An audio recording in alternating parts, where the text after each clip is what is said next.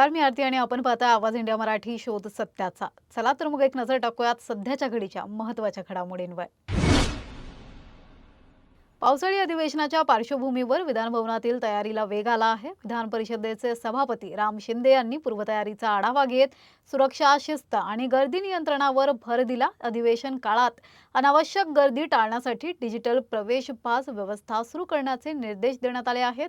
तसंच पावसाची शक्यता लक्षात घेऊन सुरक्षित मंडप, वाहनतळ, स्वच्छता, आपत्कालीन सेवा आणि सुरक्षा कर्मचाऱ्यांसाठी आवश्यक सुविधांची व्यवस्था करण्याचे आदेशही देण्यात आले आहेत।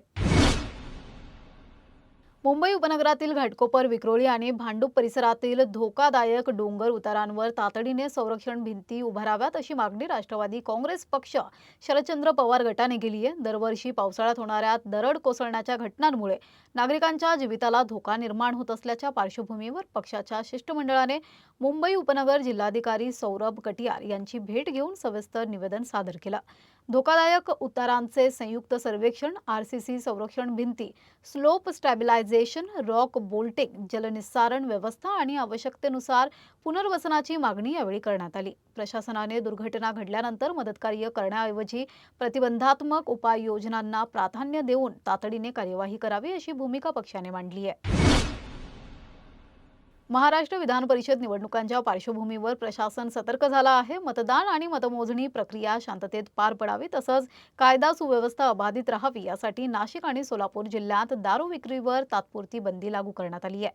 18 जूनच्या मतदानापूर्वी आणि 22 जूनच्या मतमोजणी दरम्यान जिल्हाधिकाऱ्यांनी ड्राय डेचे आदेश जारी केले असून नियमांचे उल्लंघन करणाऱ्यांवर कडक कारवाईचा इशाराही देण्यात आला आहे।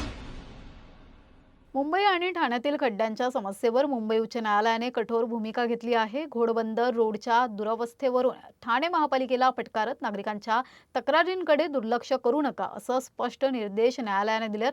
तसेच मान्सूनपूर्व तयारीच्या पार्श्वभूमीवर रस्त्यांवरील खड्डे आणि उघड्या मॅनहोल्सबाबत मुंबई आणि ठाणे महापालिकांना आठवडाभरात सविस्तर अहवाल सादर करण्याचे आदेश देण्यात आले आहेत।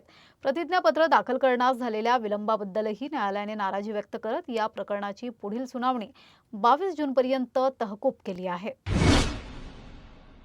महाराष्ट्र पोलीस दल आता आणखी हायटेक आणि सक्षम होणार आहे। केंद्र सरकारने पोलिसांच्या आधुनिकीकरणासाठी तब्बल 733 कोटी 28 लाख रुपयांची विशेष योजना मंजूर केली आहे। सायबर गुन्ह्यांवर नियंत्रण, सागरी सुरक्षा, ड्रग्ज विरोधी मोहीम, एआय तंत्रज्ञानाचा वापर आणि आधुनिक शस्त्रसज्जता यासाठी हा निधी वापरण्यात येणार आहे। यामुळे राज्यातील कायदा सुव्यवस्था यंत्रणेला मोठे बळ मिळणार असल्याचा विश्वास मुख्यमंत्री देवेंद्र फडणवीस यांनी व्यक्त केला आहे। राज्यात शाळा प्रवेशोत्सव साजरा होत असताना आणि विद्यार्थ्यांच्या स्वागतासाठी विविध उपक्रम राबवले जात असताना चिपळूणमधील एका जिल्हा परिषद कन्या शाळेत मात्र विद्यार्थ्यांना पहिल्याच दिवशी वेगळाच अनुभव आलाय। वर्गखोल्यांच्या दुरुस्तीचे काम अपूर्ण राहिल्याने विद्यार्थ्यांना शिक्षणाऐवजी साफसफाई आणि अवजड सामान हलवण्याचे काम करावे लागल्याचा आरोप होतोय। या प्रकारामुळे पालकांमध्ये संतापाची भावना असून संबंधित ठेकेदार आणि जबाबदार अधिकाऱ्यांवर कारवाईची मागणी जोर धरत आहे। रायगड जिल्ह्यातील रोहा तालुक्यात धक्कादायक घटना घडली आहे। निडी गावात प्रेमसंबंधातून निर्माण झालेल्या वादानंतर प्रियकराने आपल्या प्रेयसीची हत्या केली आहे। त्यानंतर गळफास घेऊन स्वतःला देखील संपवल्याची घटना घडली आहे। मिळालेल्या माहितीनुसार निडी गावातील रोहित पाटील आणि तन्वी ताडकर यांच्यात प्रेमसंबंध होते।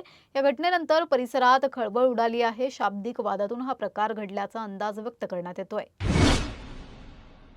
राज्यातील सर्वसामान्य शेतकरी आणि जमीनधारकांसाठी राज्य सरकारने एक अत्यंत दिलासादायक आणि मोठा निर्णय घेतला आहे। जमीन मोजणीच्या प्रक्रियेत होणारा उशीर आणि भ्रष्टाचाराला आळा घालण्यासाठी प्रशासनाने मोजणीचे नवे दर आणि कडक नियम जारी केले आहेत।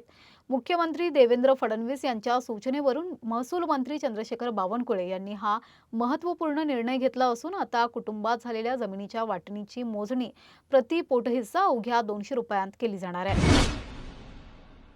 सध्या या बातमीपत्रात एवढंच। पुढील घडामोडींसाठी बघत रहा आवाज इंडिया मराठी, शोध सत्याचा।